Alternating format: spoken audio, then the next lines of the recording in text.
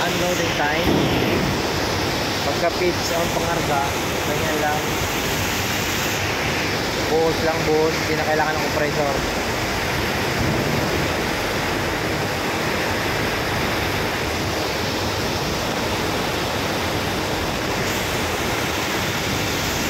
Buhos.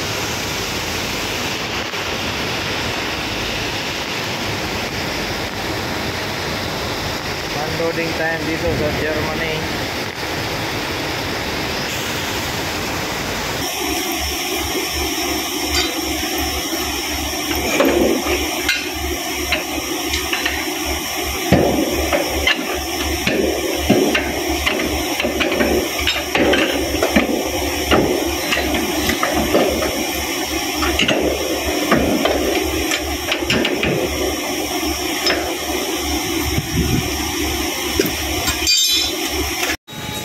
Start na tayo. Minimum of 1 bar daw. 1 bar lang daw, 1 bar.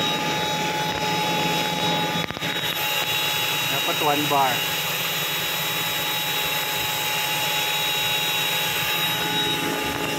Taas natin silo. Then pag umabot na ng 1 bar yan, pwede na tayong mag-release ng product dito. Alright.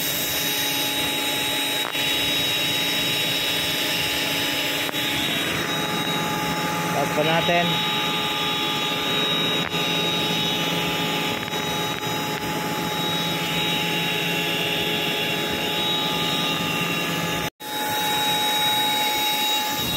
Ayan, dahil nag 1 bar na, pwede na tayong mag-release.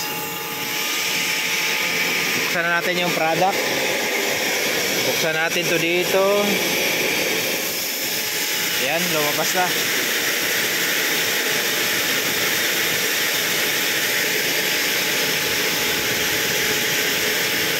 Ayan. Plastic yan, plastic.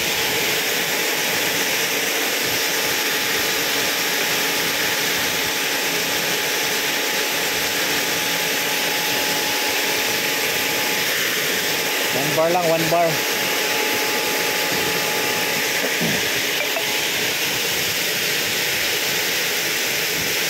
Kalahati lang muna, baka mabulunan.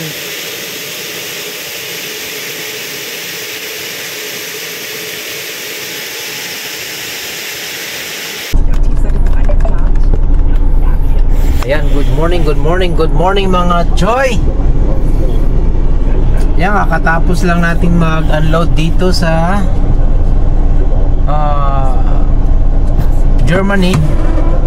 Then proceed na tayo dun sa ating loading station, loading place, loading site, whatever. Sa Belgium. So papunta tayo ng Belgium ngayon. Head south on Bushweg. Tapos dadaan tayo ng Netherlands. In 300 meters, at the roundabout, take the third exit onto Jelikenstrasse. Yan. Netherlands, alabas tayo ng Germany, pasok Netherlands, and then pasok ng Belgium. About 110 kilometers. Oh, malapit lang ang ano dito, Netherlands. So tara, let's go! Goodbye, Germany! Then turn left at the roundabout, taking the third exit. Belgium, alright? Let's go.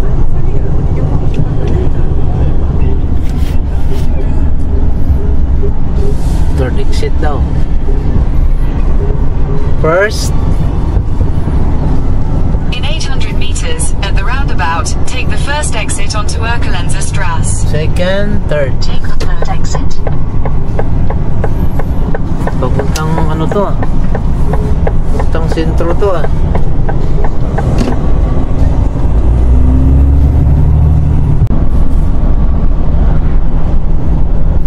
Daw.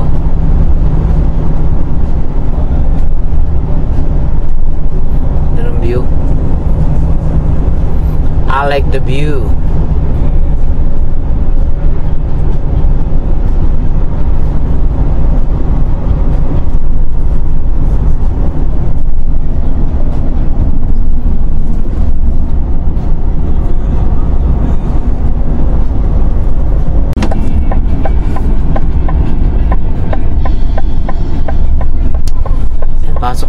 ng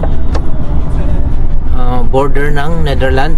Kaya naman Continue on N297 for 4 kilometers. mag-change counter tayo. Ayan, nagbago na siya. Kita niyo yan, ayan, oh. Netherlands. So kailangan nating mag-change ng country. Right? 1, 2, 3. Entry driver 1, begin country, Netherlands. Ayan, Netherlands. Alright. Ayan, Netherlands na yan. Bilis ng signal light dito. Ayan na.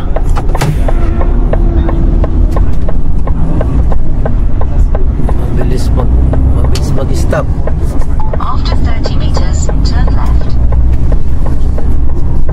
In 300 meters, merge onto A2. Ayan, A2. A2.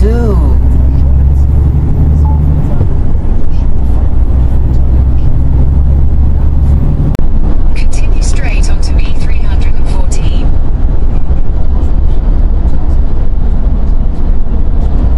Ayan na, Belgium na naman, oh. Belgium. Continue on E314 for 38 kilometers. Oh, Belgium na to. Bah. Lak. Belgium na. Ang bilis naman. Tulay lang pagitan. So ngayon, maghahanap tayo ng parking para mag-change na naman sa ating tachograph. Mag-begin counter na naman tayo ng Belgium. Kanina lang nag-change tayo ng Netherlands. Ngayon, Belgium naman. So sana may parking dito. Oo, tapos magsusulat tayo ng ating kilometer. Malamang may ano to dito, parking. Alright. Ayan, nakita nyo ba yung ano, yung arrow, putol na arrow na yan? Ayan, no? Yan yung violation ko sa Germany. Dapat ang distansya mo sa sinusundan mo is 2 arrow. Ayan, no? Diba? Distansya amigo yan. Ayan, dito tayo, maglo-load tayo dito. Nasaan na yung naglo-load? Wala pa siya. Dito tayo, 25. Asa na siya? Nawala siya.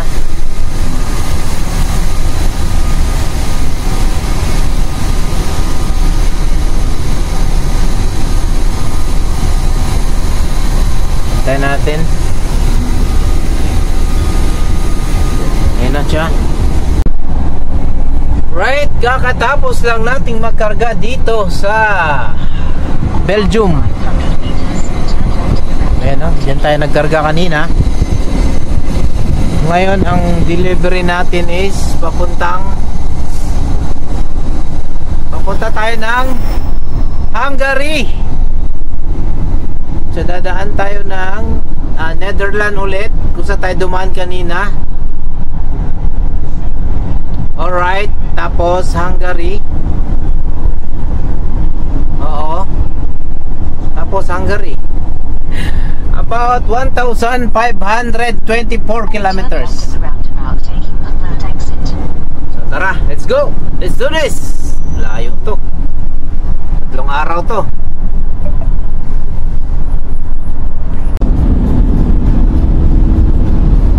Rebis, oh. Overtake si Rebis, oh. Bilis, ah.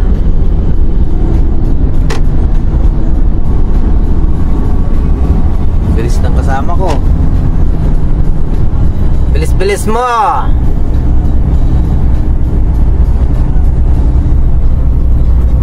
Si Tatang.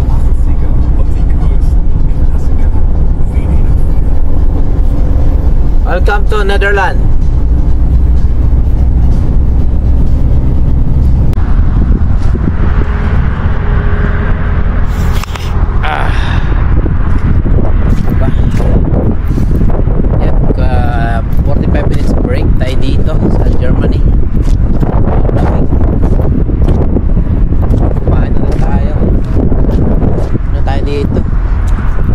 Tire check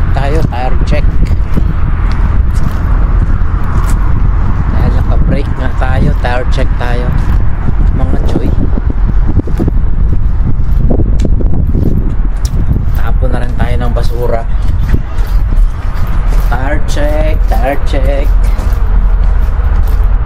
Ayos naman. Ayos naman siya. Hindi naman siya flat. Kompleto pa naman.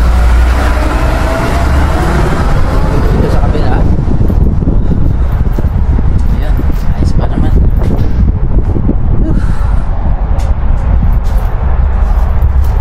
Tara, toilet tayo. Tayong toilet. Alright, hanggang dito na lang muna. See you on the next one. Ayan, meron pa tayong 800 kilometers papunta dun sa ating unloading site sa Hungary. Right, see ya.